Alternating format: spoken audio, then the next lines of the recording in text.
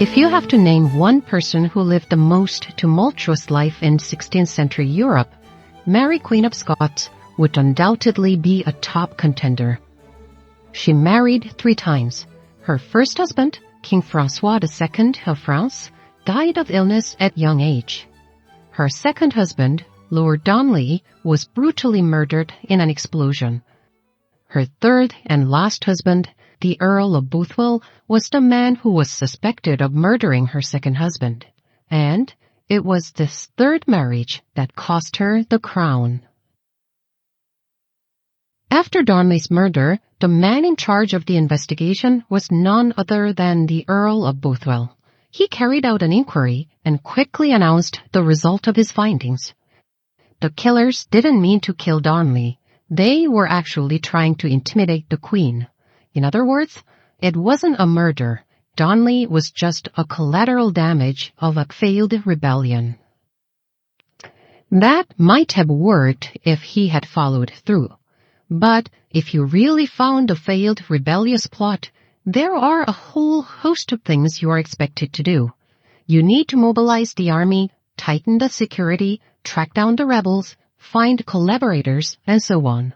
But nothing happened. All talk, no action. And Queen Mary? Her reaction was just as strange. This wasn't her first marriage. She had lost a husband before. And when her first husband, François II of France, died, she mourned so deeply that everyone was moved. And when her trusted secretary, David Riccio, was murdered, her fury and grief were overwhelming. She was consumed with a thirst for revenge. And he wasn't even her husband. But this time, nothing. She acted like nothing had happened. She was eerily calm. Some might argue, well, she didn't love him. Perhaps. But if that's the case, why did she visit him during his illness, personally nursed him, and brought him back to Edinburgh? When she did all that, everyone had thought the royal couple had reconciled. So her silence looked odd to everyone. And let's not forget, whatever people thought of Darnley, he was the king. Yet, there wasn't even a proper state funeral. His body was rushed into the ground at night, like they didn't want anyone to see it. Meanwhile, Bothwell's men were out and about arresting people, but they were not arresting the rebels. They were rounding up people spreading rumors. And so, as people clammed up in fear, a month or 2 passed. But then, one night, a street pamphlet appeared. It boldly claimed that Bothwell and his men had killed Darnley. It was quickly taken down the next day, but the rumor had already exploded. The public was shaken. At this point, what Mary should have done was pretty obvious to just about everyone. She needed to put some distance between herself and Bothwell, lie low, and wait until things blew over. That would have been the smart way to protect her reputation, her crown, and ideally her neck. But of course, Mary, Queen of Drama, didn't do that.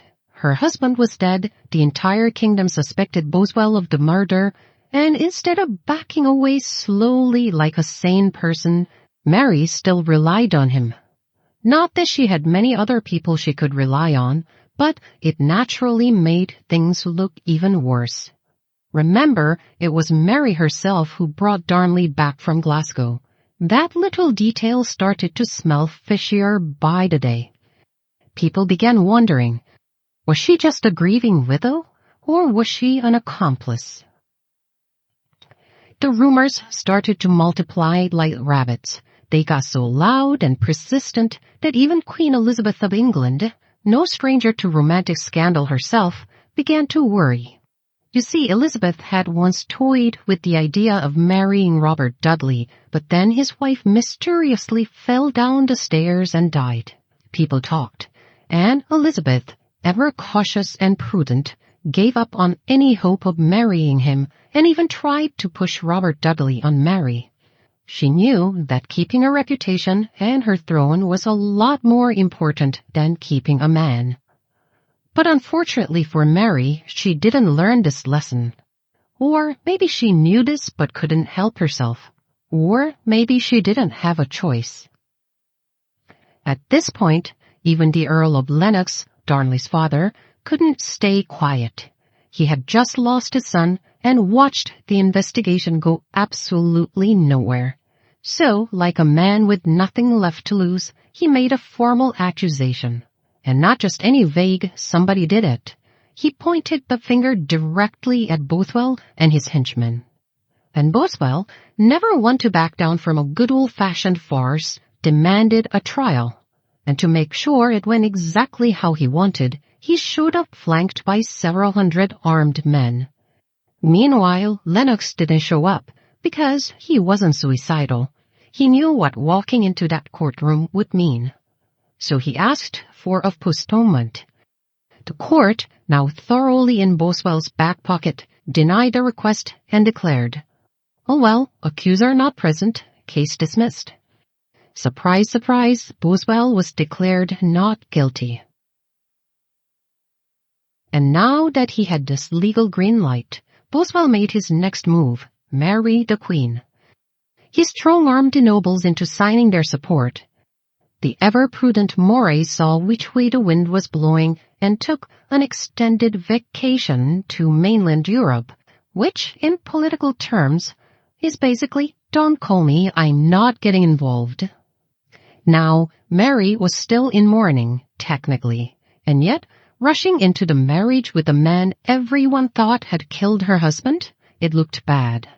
So, the obvious question is, why the rush? Why didn't they just wait for things to cool down, maybe let the scandal simmer for a bit, and then get married when people started to forget about this? Historians suspect Mary was pregnant with Bothwell's baby. And suddenly all the bad decisions start to make some kind of warped sense. If the child was born out of wedlock, the legitimacy of the heir would be torn to pieces. So Bothwell had to be Mary's husband before the baby arrived. The only problem? Bothwell was a nobody. Nobility-wise, he was basically a glorified bouncer. That made convincing foreign powers, and more importantly the Pope, next to impossible. Then Bothwell came up with the worst plan in the history of public relations. He would kidnap Mary and force her to marry him. See, in those days, if a noblewoman claimed she had been raped, it was weirdly considered honorable for the man to marry her to restore her dignity, or whatever twisted nonsense people believed then. Mary was horrified, but Bothwell, ever the charming villain, shrugged and said, "Hey, I don't mind being the bad guy."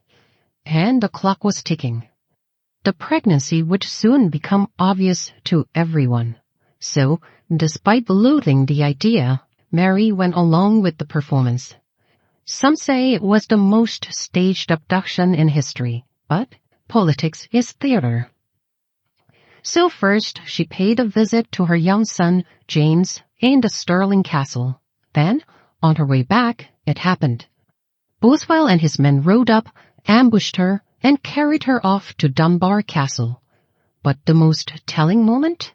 Mary told her guards to stand down. "It's fine, I'll go with them." Actually, whether Mary was kidnapped or was a willing accomplice is a point still hotly debated by historians. Some say she was an accomplice who had a long-running relationship with Bothwell, and they plotted Darnley's murder and their subsequent marriage together. They point out she could have fought back or alerted others on the way to Dunbar, and that after it happened, Mary quickly married Bothwell, perhaps too quickly. Others say that was victim-blaming, accusing her of not acting sufficiently victim-like. They believe she was genuinely kidnapped, and once she was violated, had no choice but to marry Bothwell to save her honor according to the standards of the time. The alleged long-running relationship with Bothwell never actually existed, only made up by the nobles who opposed Bothwell and the Catholic Queen through forged letters. But whichever was the case, they spent a week together at Dunbar Castle. Meanwhile, the rumor that the Queen had been kidnapped were spreading. While some were shocked by the news, Others didn't take it seriously. They already suspected the relationship between Mary and Bothwell. Anyway, Bothwell took care of one last pending matter, his wife. What persuasive tactic was used, we don't know, but for whatever reason, his wife accused him of having an affair with a maid and asked for a divorce. He didn't dispute this, and the divorce was quickly finalized. And with that, now Bothwell and Mary were both free. The Queen, having been abducted and violated, could restore her honor by marrying him. And for Mary, once the abduction happened, there was no other choice. So, on May 15th, 1567, at 4 a.m., a grim and mournful wedding took place.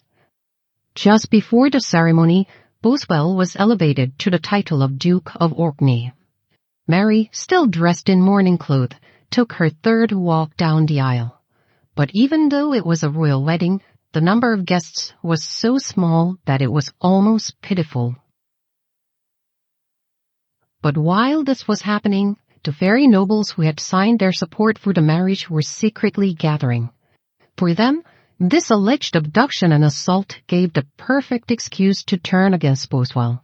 They began mobilizing troops in secret, waiting for the right moment. Now Bothwell had achieved his dream of becoming the king and held the highest power. But then the nobles who had been preparing for a long time finally rose up in rebellion. Their goal was clear: overthrow Bothwell, who had opposed them so relentlessly. The situation was dire. Panicked, Mary and Bothwell began raising troops, but few rallied to their cause.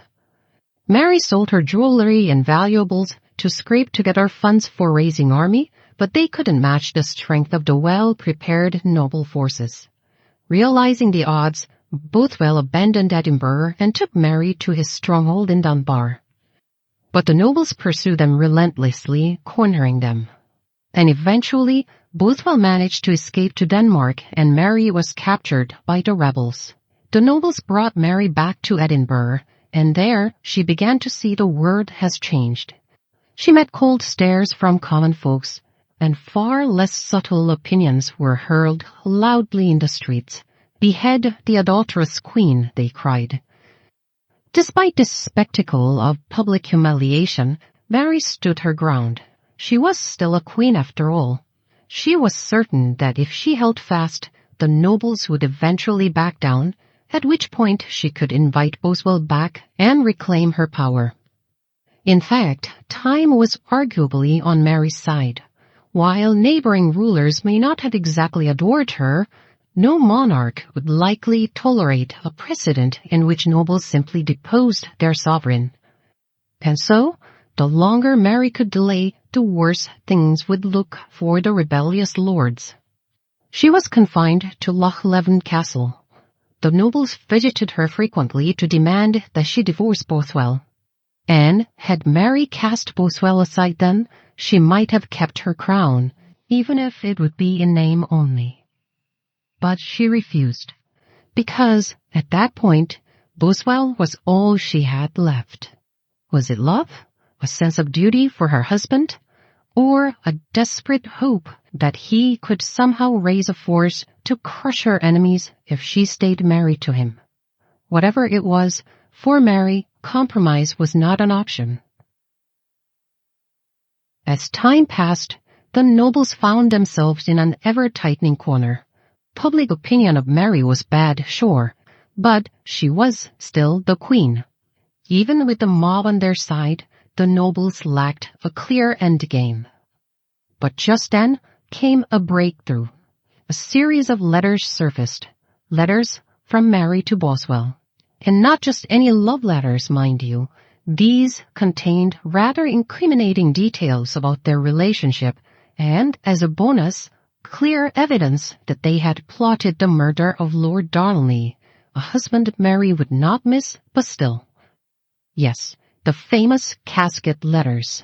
And they landed straight into the hands of the nobles. How, you might ask? Well, the tale goes like this.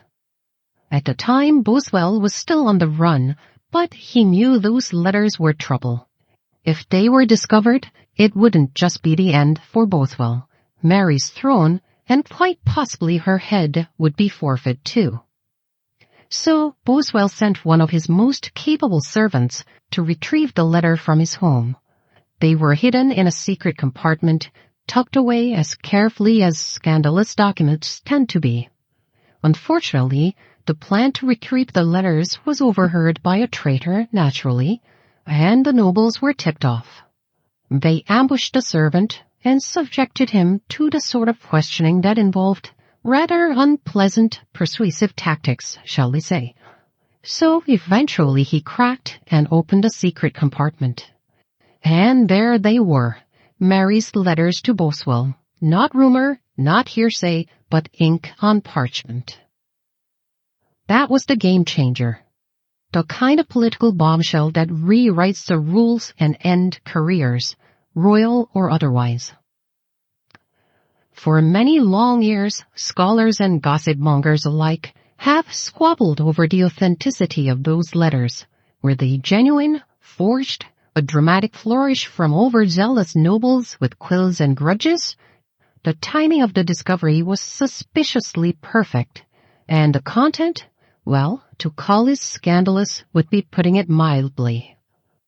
Naturally, many insisted that the letters must be fake, fabricated by the desperate Scottish lords to rid themselves of a queen who stubbornly refused to play along. Others say they were genuine. They say the writing style matches her own. And more tellingly, Mary agreed to give up her throne when she was threatened with the letter's publication. And this was Mary Stuart, the same woman who stared down mobs, lures, and hostile parliaments without blinking. The idea that she would crumble before a pile of forgeries seems improbable unless the words were hers and the truth too dreadful to deny. But we won't know one way or another. The original letters were destroyed, allegedly by the order of her son James VI. Anyway, the evidence was damning. Mary wasn't just romantically compromised. She was, by the nobles' reckoning, a co-conspirator in regicide. You can imagine the reaction among the lords. Undisguised jubilation. Their problems had effectively solved themselves. Now, just getting rid of Bothwell was not enough. They demanded her abdication. James Melville, her most royal courtier and the only person who could still talk sense to her, was made to carry the nobles' grim message. The nobles threatened to make the letters public unless she abdicated. Mary, who had resisted every kind of pressure until then, finally broke. She asked with a note of defiance, "If I abdicate, then what?" Melville explained plainly, "The crown I pass to your son James. Your half-brother, the Earl of Moray, will act as a regent. And if you step down peacefully, the letters will be sealed, and your honor, such as it is, will remain intact." Mary sighed deeply and tragically, and then she signed away her throne. And at that point, the Earl of Moray, Mary's pro-English Protestant half-brother, finally returned to Scotland from his extended trip to mainland Europe. He went straight to meet Mary at Lochleven Castle. By this time, Mary no longer had much of illusion left as to where Moray's interest lies. And Moray didn't bother to conceal his intention either. He went straight to the point. He wanted Mary to officially request him to become the regent on behalf of her recently crowned infant son, which she did in a hope that, at least, the damaging letters would remain sealed. But as soon as he got Mary's former request, he went back to Edinburgh and took charge of the government. And, just to make sure there would be no inconvenient comebacks from his sister, he promptly published Mary's private letters to the world. And mere domestic scandal was not enough. Moray had them translated into multiple languages and distributed to royal courts across Europe to ensure other countries would not interfere with Mary's abdication. Some might call it good diplomacy. Others might call it character assassination. Now Mary had lost everything. It is believed she was pregnant at the time, but there is no official record of what became of the child. Rumors abound. Twins, a secret birth, even a baby smuggled off to France. But the truth, as with so many things in Mary's life, disappeared behind castle walls. But her story was not done yet. She refused to go down quietly into the night without one last fight. How will that end? We will see in our next video.